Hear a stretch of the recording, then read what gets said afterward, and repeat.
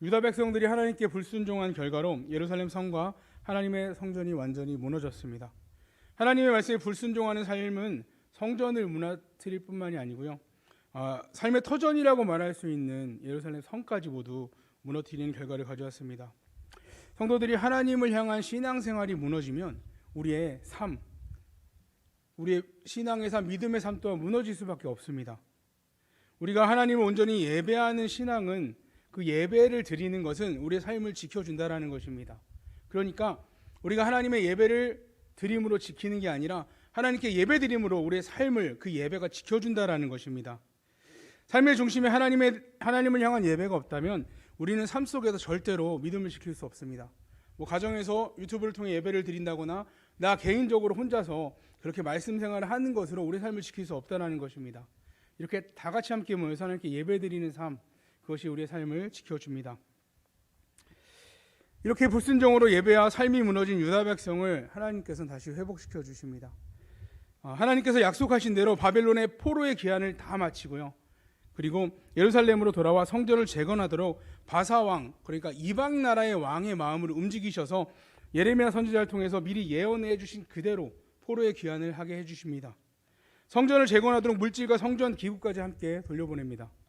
중간에 사마리아인들의 반대로 성전 재건은 무려 또 16년간 멈추기도 합니다. 하나님이 기뻐하시는 일에 항상 방해가 있는 것 같습니다. 성경에 나오는 내용들을 보면 하나님이 기뻐하시는 일을 행하는데 그냥 순조롭게 쫙 행해지는 것이 아니고요, 그것을 방해하는 일들이 계속 생기고 있습니다. 그래서 우리는 하나님의 일을 할 때 항상 기도로 준비해야 하는 것입니다. 해외 선교를 나간다든지 교회 어떤 일을 한다든지 광고를 통해서 기도해 주십시오라고 하는 이유가 그렇기 때문입니다. 많은 목사님들이, 특히 교회 건축을 하시는 목사님들의 간증을 들어보면요, 모든 목사님들의 공통적으로 하시는 말씀이 교회를 건축하는데 반대하는 세력들이 있다는 것입니다. 동네 어떤 사람이 반대하고 어떻게 하나님이 어떻게 역사해 주셨고, 이런 기록들을 간증으로 통해서 이야기하는 걸 자주 듣습니다.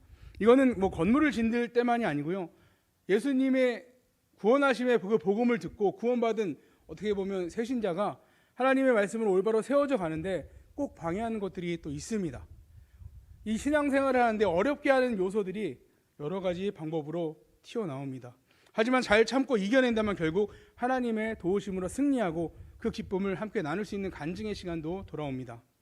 결국 다리오 왕 제6년에 성전이 완공되었고요, 고레스의 칙령으로 예루살렘으로 돌아온 1차 포로 귀환자들, 그리고 성전이 완공되고 돌아온 2차 포로 귀환자들, 바사왕 아닥사스다의 조서와 함께 에스라와 함께 예루살렘에 돌아옵니다. 이 말씀에 대해서 우리 지난번에 다 함께 나눴는데요, 이제 하나님을 예배할 성전이 완공되고 2차 포로 귀환으로 돌아온 에스라를 통해서 이제 건물뿐이 아니라 하나님의 말씀으로 어떻게 살아야 하는지, 어떻게 잘못을 했는지를 깨닫게 됩니다.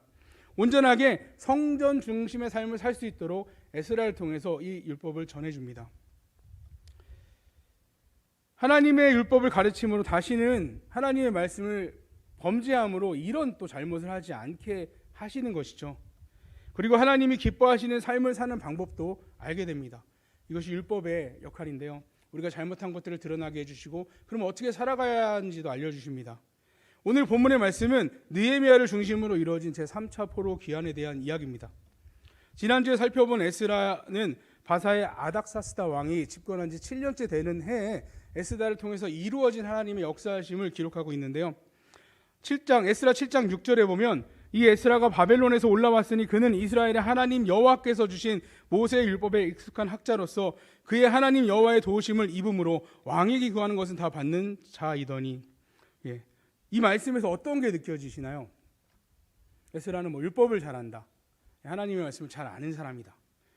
뒤에 보면 이런 이야기가 있죠. 그는 여호와 하나님의 도우심으로 왕에게 구하는 것은 다 받는 자다 라고 기록하고 있습니다. 그러니까 에스라는 하나님의 말씀에 능통했고요, 또 바사 왕의 아닥사스다에게 높은 신임을 받는 사람입니다.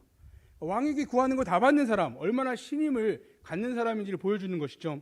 어찌 보면 포로로 바벨론에 끌려왔지만 하나님의 도우심을 입어서 왕의 총애를 받고 있는 지위에 있습니다. 에스라가 포로 귀환에서 돌아온 것은 그 안정적인 자리를 다 내려놓아야지만 할 수 있는 선택입니다. 지금 안정적으로 살고 있는 것을 다 내려놓아야 되는 그런 일을 결정한 것입니다. 그는 하나님 나라에 회복하는 그 사명을 자신의 안락함과 평안함으로 바꿨습니다. 더 안락할 수 있고 평안할 수 있는 걸 다 내려놓고 고난의 길로 하나님의 주신 마음으로 예루살렘으로 돌아와서 하나님의 백성을 올바로 세우는 일을 감당했습니다. 에스라 7장 10절에 에스라가 여호와의 율법을 연구하여 준행하며 율례와 규례를 이스라엘에게 가르치기로 결심하였더라. 이와 같이 하나님의 일을 하기로 결심했다라는 것입니다. 에스라는 편안한 자리를 두고 결심했습니다. 어떤 결심을 했냐면 하나님의 율법을 연구하고 준행하고 또 이스라엘 백성에게 자기가 연구하고 준행한 것들을 가르치기로 결심했다라는 것입니다. 우리나라의 1912년에 조선 예수교 장로회가 처음 창립이 됐고요. 그 일대 총회장으로 언더우드 선교사가 총회장에 임명이 되었습니다. 그는 영국 출생이고요. 미국으로 온 가족이 이민을 온 후에 인도에 대한 선교의 마음을 갖게 되었습니다. 내가 인도에 가서 하나님의 복음을 전해야겠다. 그래서 그 인도에 가서 복음을 전할 그 방법으로 의학을 또 공부하기도 했습니다. 그러던 중에 한 강연을 듣고 또 알버트 알트만이라는 한국 선교에 대한 필요성을 역설한 논문을 읽습니다. 이 알버트 알트만은 일본을 선교하는 선교사였는데요. 일본을 선교하다 보니까 한국이란 나라가 있는 걸 알게 된 거예요. 자신은 일본을 선교하지만 저 한국이란 나라도 복음이 들어가야 되는데 필요한데 라고 논문을 쓴 거죠. 이거를 우연히 언더우드 선교사가 읽습니다. 그리고 그 마음에도 이런 나라가 있구나. 자기는 이제 인도에 대한 마음을 굳혔으니까 이런 나라도 누가 가야 되는데 라고 생각을 한 거죠. 근데 하나님이 이 마음을 주시는 거예요. 네가 가라. 뜬금없는 지금 모든 걸 다 계획해서요. 인도로 가려고 다 모든 것을 맞춰 나가고 있는데 왜 네가 가지 않냐라고 그 마음을 주시는 것입니다. 엄청난 부담감이겠죠. 그 부담감은 걱정으로 다가왔다고 합니다. 한국으로 가려는 사람이 하나도 없으니 한국은 어떻게 될까라는 부담감을 주시는 것입니다. 나도 안 가려고 하는데 그럼 저 한국은 어떻게 되지? 저 영혼들은 다 어떻게 될까라는 부담감을 주신 거죠. 선교라는 게 먼저 선교를 나간 개척자가 있는 그 땅은요, 그래도 좀 평탄합니다. 뭐 많이 평탄하진 않겠죠. 힘들죠. 근데 어쨌든 먼저 간 선배들이 있으면 도움을 받을 수 있는 게 있죠. 또 거기 있는 선교지에 있는 사람들도 선교사를 먼저 경험했기 때문에 다음으로 오는 선교사들에 대해서도 대할 수 있는데 뭐 어려움이 많이 없습니다. 근데 아무도 가보지 않은 땅에 간다는 건 정말 어려운 일입니다. 제가 캄보디아 있을 때 캄보디아 1호 선교사님을 만났는데요. 나이가 너무 은퇴할 정도는 아니시고요. 처음으로 들어왔는데 너무 어려웠다는 얘기를 하시더라고요. 지금 들어오는 사람들은 이렇게 다 닦아놓은 것들로 통해서 들어오지만 자기가 들어왔을 때는 다 없었대요. 뭘 하려고 하면 다 처음 다 개척해야 되는 일이었기 때문에 힘들었다라고 얘기합니다. 그와 같이 그 힘든 일을 선교의 볼모지라 할 수 있는 그 한국에 그 부담감을 통해서 언더우드 선교사가 오고 결국 지금 이렇게 한국에 수많은 교회들이 세워졌습니다. 그 결과죠. 우리도 어떻게 보면 그 결과물입니다. 아펠린젤러 선교사는 1885년 4월 5일 부활절에 인천항을 통해 한국에 들어옵니다. 하나님께서는 이와 같이 거룩한 부담감을 갖고 있는 자, 그를 사용하십니다. 하나님께서 여호와의 율법을 연구하여 준행하며 율례와 규례를 이스라엘에게 가르치기를 결심한 에스라를 사용하셔서 그 일을 행하게 하셨습니다. 그리고 유다 백성들이 이제 성전이 자기의 삶의 중심이 되는 그 삶을 되찾아가게 했습니다. 오늘 말씀에도 이와 같이 거룩한 부담감을 갖고 있는 한 사람이 나옵니다. 오늘 본문 1절에 보면 2장 1절에 아닥사스다 왕 제20년 니산월에 왕 앞에 포도주가 있기로 내가 그 포도주를 왕에게 드렸는데 이전에는 내가 왕 앞에서 수심이 없었더니 느헤미야는 아닥사스다 왕이 다스리는 시기에 20년이 되었던 시기에 왕의 포도주를 담당하는 술 맡은 관원장으로 일하고 있다라고 기록되며 이야기가 시작이 됩니다. 특히 본문 말씀은 에스라 말씀 이후에 13년이 지난 후에 기록된 내용들이라고 보면 됩니다. 그 13년이 지나고 어떤 일이 일어났는지 기록하고 있는데요. 당시 누가 됐든 왕의 곁에서 왕을 시중 든다는 건 무슨 일이든지 시중을 든다는 것은 높은 직책을 말하는 것입니다. 아무나 왕의 곁에 갈 수 있는 게 아니죠. 왕을 암살할 수도 있고 왕에게 위해를 가할 수 있으니까 검증이 되고 왕이 어떤 그에 대해서 믿을 수 있는 사람, 신뢰할 수 있는 사람을 왕의 곁에 둡니다. 특히 왕이 마실 술을 맡아 담당하는 직책, 그게 느헤미야가 갖고 있었던 직책입니다. 또한 느헤미야는요, 자기가 맡은 일을 언제나 충성되게 감당했습니다. 자기의 나라를 포로로 갖고 있는 그런 나라이지만 그럼에도 그가 이전에는 한 번도 왕 앞에 수심이 없었다라고 기록하고 있습니다. 이 표현이 그것을 말해주는 것인데요. 언제나 기쁜 마음으로 자신의 일을 감당했다라는 것입니다. 우리 믿음의 사람들은 어느 곳에 일을 하든지 항상 밝은 얼굴로 감사함으로 그 일을 감당해야 합니다. 그래서 주변에 있는 분들이 우리를 보면 이렇게 얘기하는 거예요. 저분은 볼 때마다 웃어. 뭐 즐거운 일이 아닌데도 항상 웃어. 내가 볼 때마다 웃어. 이렇게 고백이 되어져야 되죠. 주변에 우리를 보면서요. 이렇게 되면 안 됩니다. 웃는 모습을 본 적이 없어. 저분은 맨날 인상을 찡그리고 있어. 혹시 1번인가요? 2번이신가요? 지금 갑자기 웃으신다고. 예, 그렇게 웃으시면 됩니다. 근데 쉬운 일은 아닙니다. 요즘 보면요, 특히 장사하시는 분들 진상 손님이라고 말하는 막 올리거든요. 이런 진상 손님을 만났습니다. 올리는데 정말 참을 수가 없겠더라고요. 저걸 어떻게 참지? 할 정도로 진상을 부리는 사람이 많습니다. 사실 가는 말이 고와야 오는 말이 고운 건 당연한 거죠. 그렇지 않습니까? 험하게 욕하는데 웃을 수 없잖아요. 그럼에도 우리가 누구에게든 기쁨으로 대할 수 있는 이유가 있습니다. 이 비밀이 있습니다. 뭐냐면요, 에베소서 5장 22절에 이렇게 나오거든요. 아내들이여 자기 남편에게 복종하기를 주께 하듯 하라. 남편도 에베소서 6장 7절에 기쁜 마음으로 섬기기를 주께 하듯 하고 사람들에게 하듯 하지 말라. 또 골로새서 3장 23절에 보면 무슨 일을 하든지 마음을 다하여 주께 하듯 하고 사람에게 하듯 하지 말라. 참 저도 남편이지만 아내 말을 정말 안 듣습니다. 저도 제가 생각하기에 그게 듣는 게 맞는데도 뭐 오기가 생길 때가 있어요. 뒤에 가서 결국은 듣지만 앞에서는 막 안 듣는 척을 막 하죠. 원수죠. 그래도 누구께 하듯 하라고요? 그럼 웃을 수 있죠. 남편이 원수지만 주님을 생각하면 우리가 웃을 수 있죠. 이렇게 우리는 누구를 대하든지 뭐 상전을 대하든지 종을 대하든지 지금은 상전과 종의 관계가 아니라 어쨌든 직장에서 상사나 또 부하 직원을 대할 때 어떤 사람을 대하든지 주께 하듯 하면 웃을 수 있습니다. 이거는요 그냥 너희들 이렇게 하나님의 백성을 이렇게 해 하고 주신 명령이 아닙니다. 골로새서 3장 24절에 보면 이렇게 나와 있습니다.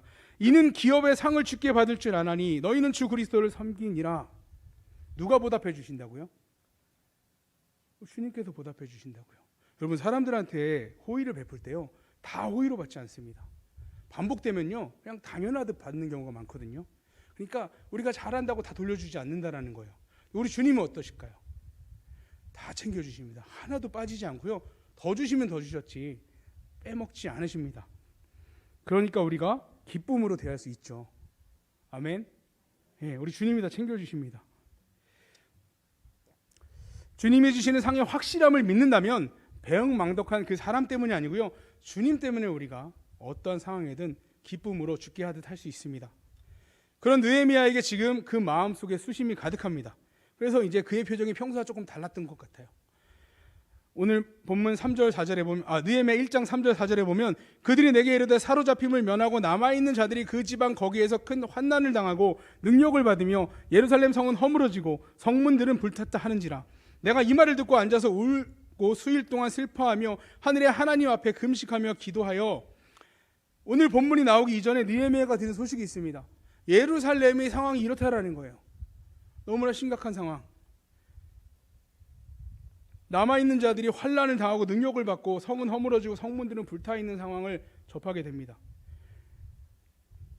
아닥사스다 왕 제20년에 그의 형제 하나니를 통해서 예루살렘의 비참한 소식을 전해 듣죠. 그리고 그는 그 일로 바로 하나님을 향해 금식하며 기도하고 있는 중입니다.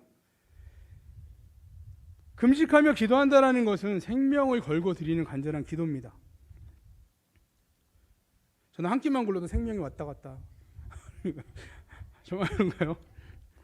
기도의 핵심은요, 느헤미야 왕에게 은혜를 입어서, 느헤미야가 왕에게, 아닥사스다 왕에게 은혜를 입어서 예루살렘에 갈 수 있게 해달라는 거죠.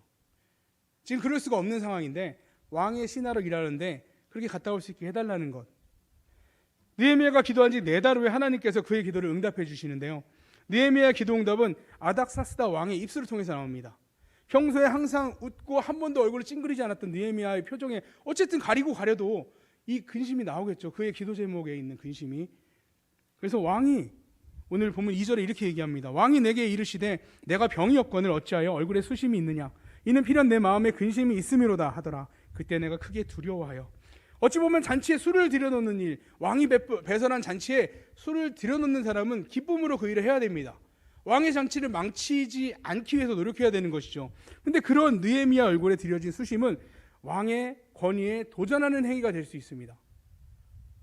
그렇지 않나요? 막 잔치를 벌이고 있는데 죽상하고 딱 옆에 서 있다고 생각해 보세요. 야, 쟤 때문에 뭐 음식도 맛이 없고 막 이렇게 하다가 말하지 않을까요? 그런데 그 연회를 망치는 것처럼 보이는 그의 행위로 왕이 반응하기를 화를 낸 게 아니고 이렇게 반응합니다. 뭐 특별한 질병이 있는 것 같지 않은데 뭐 마음에 근심이 있니? 이렇게 물어보는 거예요. 느헤미야한테요. 그러니까 다시 말하면 이거죠. 너 뭐 근심 있으면 나한테 얘기해봐 라는 거죠. 네. 이것이 하나님의 응답입니다. 왕의 마음에 연민을 주는 거죠. 느헤미야를 바라보고 화를 내기보다 제가 원래 그런 애가 아닌데 왜 저렇게 근심이 띤 얼굴을 하고 있을까? 라는 마음을 주신 거죠. 그리고 해결해주고자 하는 마음을 심어주신 것입니다. 왕의 이러한 반응에 보인 느헤미야의 첫 번째 반응, 왕의 너 뭐 근심 있니? 할 말 있으면 해봐 했을 때 느헤미야가 가장 먼저 한 게 무엇이냐면요, 4절에 왕이 내게 이르시되 그러면 내가 무엇을 원하느냐 하시기로 내가 곧 하늘의 하나님께 묵도하고. 뭐 했다고 나오나요? 대답하지 않았어요. 먼저 하나님께 기도했어요. 뭐 일명 뭐 벼락기도, 총알기도 막 급하게 막 하는 기도죠. 당장 이야기를 해야 되는데 하나님께 물어보는 거예요. 하나님, 제가 뭐라고 이야기할까요? 하나님, 제가 이야기하는 것 때문에 나쁜 일을 당하지 않게 해주세요. 무슨 기도 제목을 했는지 모르겠지만 예상은 되죠. 무슨 기도를 했을까요? 우리 성도님이라면 뭐라고 기도하실 거예요? 당장 왕에게 말해야 되는데 뭐라고 기도하실래요? 저 이랬을 것 같아요. 하나님 도와주세요. 하나님, 제 입술을 하나님이 움직여주세요. 말했을 것 같아요. 이제 자신이 기도했던, 여태까지 하나님께 기도했던 내용 그냥 얘기합니다.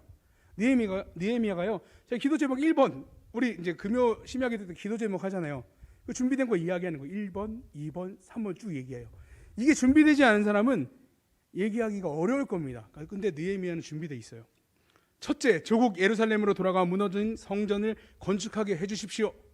2번, 강서쪽 총독에게 명하여 예루살렘까지 가는 여정을 안전하게 갈 수 있도록 해주세요.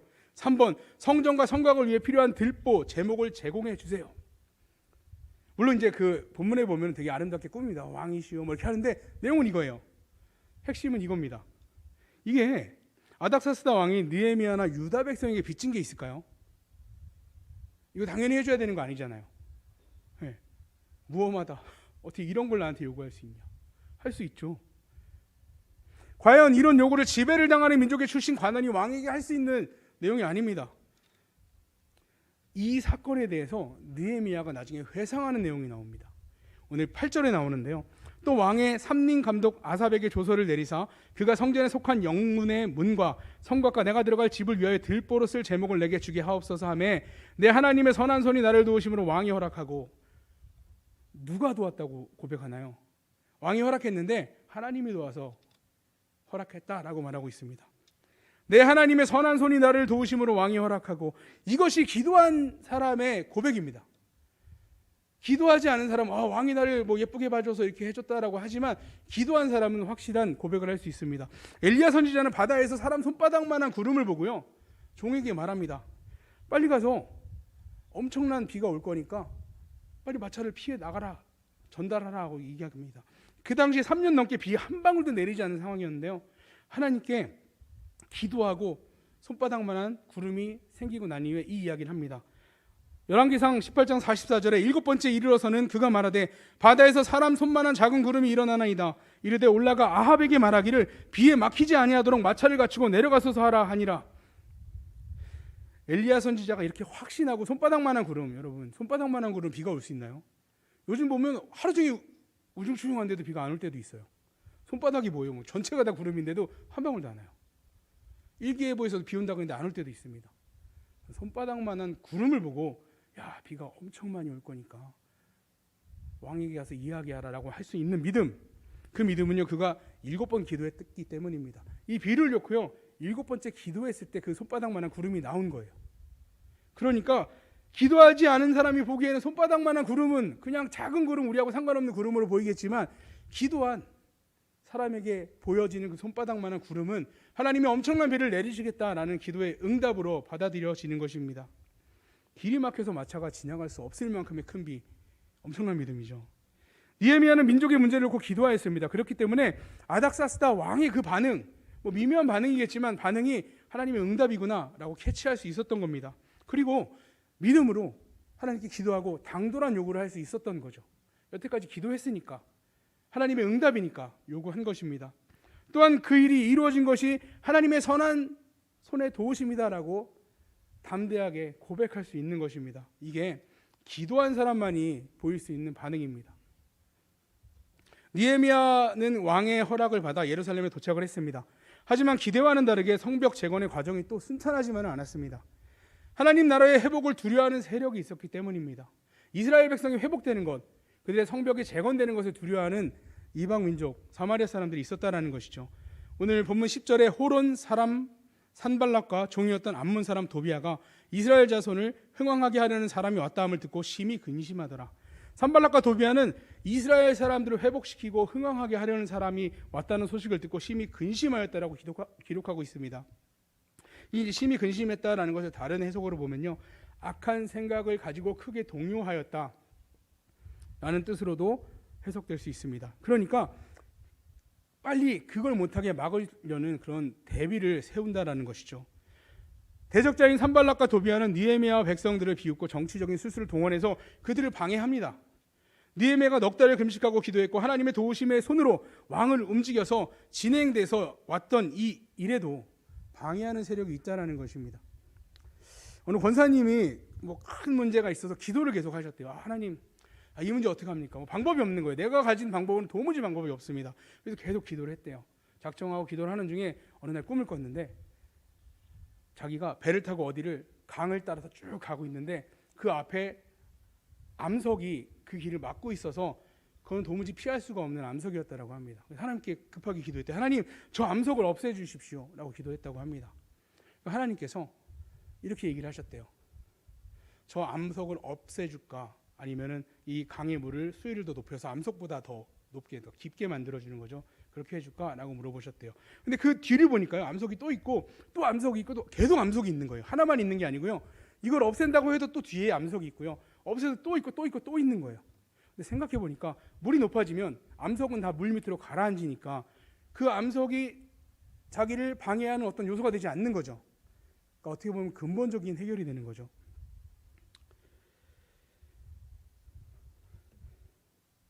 그러니까 이 이야기를 어떻게 마음속에 와닿았냐면요, 내가 저 문제보다 믿음이 더 높아진다면 그 문제들은 나에게 전혀 문제가 되지 않는다라는 것이죠.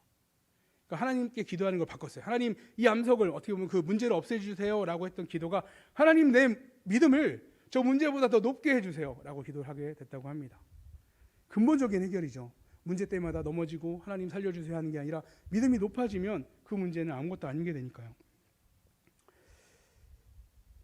문제의 암석은 변하지 않습니다. 그대로 그 자리에 있습니다. 하지만 믿음의 수위가 높아지면요, 암석보다 더 높아지면 그 문제들은 전혀 이제 문제가 되지 않는 것입니다. 문제의 크기나 높이가 문제가 아니라 우리의 믿음의 수위가 낮음이 문제라는 것이죠. 느헤미야는 지금 닥친 문제가 전혀 문제로 여겨지지 않았습니다. 이제 느헤미야에게는 그 산발락과 도비아의 방해가 전혀 문제가 되지 않습니다.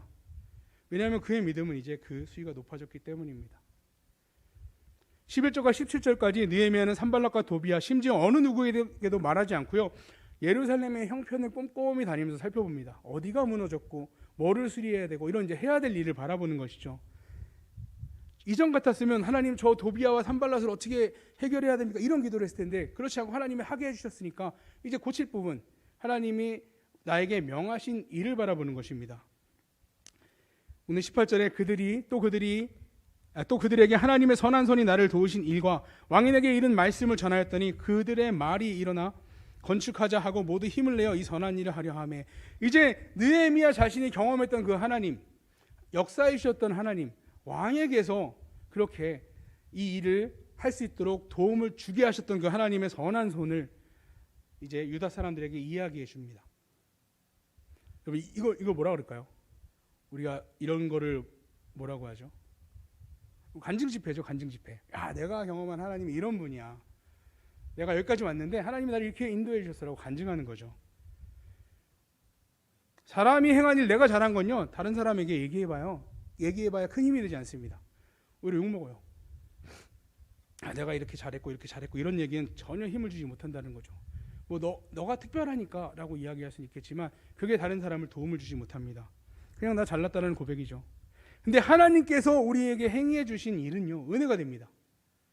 하나님이 이렇게 기도했는데 이렇게 행해 주셨어라는 고백은 공동체에 큰 힘을 줍니다. 이것이 간증의 힘인데요, 하나님의 말씀이 성경 안에서만이 아니라 실제 우리 삶 속에서 어떻게 역사하셨는지 살아있는 현장에 대한 고백이잖아요.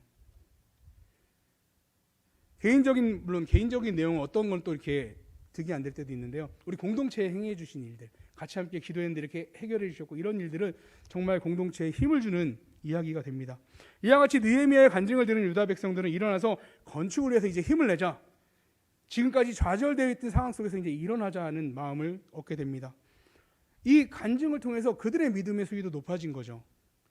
느헤미야 오늘 19장 19절 20절에 보면, 호론 사람 산발락과 종이었던 암몬 사람 도비아와 아라비아 사람 게셈이 이 말을 듣고 우리를 업신여기고 우리를 비웃어 이르되 너희가 하는 일이 무엇이냐, 너희가 왕을 배반하고자 하느냐 하기로, 내가 그들에게 대답하여 이르되 하늘의 하나님이 우리를 형통하게 하시리니 그의 종들인 우리가 일어나 건축하려니와 오직 너희에게는 예루살렘에서 아무 기업도 없고 권리도 없고 기억되는 바도 없다 하였느니라.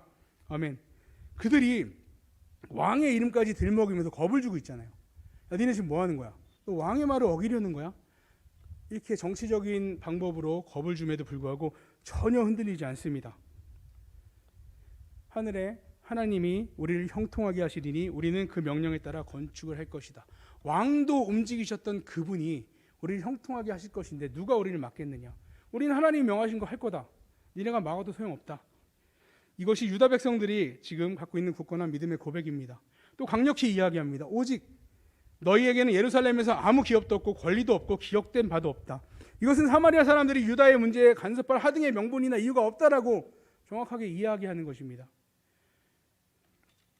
이렇게 느헤미야 또 유다의 백성들은 그의 믿음이 문제보다 더 높아짐으로 또 그 문제를 뛰어넘게 되었습니다. 이제 전혀 문제가 되지 않게 되었습니다. 그리고 느헤미야 6장 15절 16절에 그 결과가 나오는데요, 성벽 역사가 52일 만에 엘루월 25일에 끝남에 우리의 모든 대적과 지위에 있는 이방 족속들이 이를 듣고 다 두려워하여 크게 낙담하였으니 그들이 우리 하나님께서 이 역사를 이루신 것을 알미니라. 결국 유다가 백성들은 52일 만에 성벽 재건을 완성합니다. 오늘 본문 이후에도 사마리아 사람들은 꾸준히 이들을 괴롭힙니다. 협박하고요, 못하게 하고요. 그래서 유다 백성들은 이 성벽을 세우는 일을 할 때 한 손에 병기를 들고 한 손에 일하고 이렇게 일을 했습니다. 솔직히 이 건축하는 일은 정말 힘든 일이거든요. 정말 몸을 써야 되는 일이고 힘든 일인데 그 자체만으로도 힘든데 대적의 공격을 대비하면서 무기를 들고 한 손으로 일을 한다는 건 정말 어려운 일이죠. 그 고됨을 상상할 수 있는 일입니다. 이 일을 통해서 주변 이들을 방해하던 자들은요, 하나님의 큰 권능을 깨닫게 되었습니다. 말씀을 정리하겠습니다. 하나님께서는 이 느헤미야 같이 하나님 나라를 위해 근심하는 자에게 하나님이 기뻐하시는 일을 맡기십니다. 관심 갖는 자, 하나님이 뭘 하기 원하시는지를, 또 내 마음에 하나님의 근심을 나의 근심으로 삼는 자들에게 일을 맡겨주시고요, 또 기도하고 도움을 구하는 자, 그들에게 그 문제보다 더 높은 믿음을 허락해 주십니다. 성장하는 거죠. 그러한 하나님의 도우심은 믿음의 공동체에 힘을 불어넣어줍니다. 고난을 이기고 이른 하나님의 역사, 믿지 않는 자들조차도 하나님의 역사하심을 우리 성도들의 삶을 통해서 바라볼 때 하나님이 살아계시구나라고 고백하게 만든다라는 것입니다. 우리 성관교회 공동체가 이와 같이 기도하는 교회가 되고 또 하나님의 역사하심을, 행하심을 주위에 알리는 공동체가 되기를 축복합니다.